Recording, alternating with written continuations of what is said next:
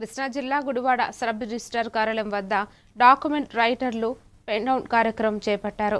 GO MS number 396 వల్ల తమ ఉపాధికి నష్టం కలుగుతోందని వెంటనే జీవోను రద్దు చేయాలని డిమాండ్ చేశారు. 10 రోజుల పాటు కొనసాగనున్న ఈ నిరసనకు ప్రజలు, సంబంధిత వర్గాలు మద్దతు ఇవ్వాలని కోరారు. ఈ కార్యక్రమంలో డాక్యుమెంట్ రైటర్లు, స్టాంప్ వెండర్లు పాల్గొన్నారు. జీవనోపాధి డాక్యుమెంట్ రైటర్లు ఎంతో మంది స్టేట్ మొత్తం ఎంతో మంది లక్షలాది మంది బతుకుతున్నారు ఈ జీవనోపాధి మీద. వాళ్ళ జీవనోపాధి కోల్పోతారు.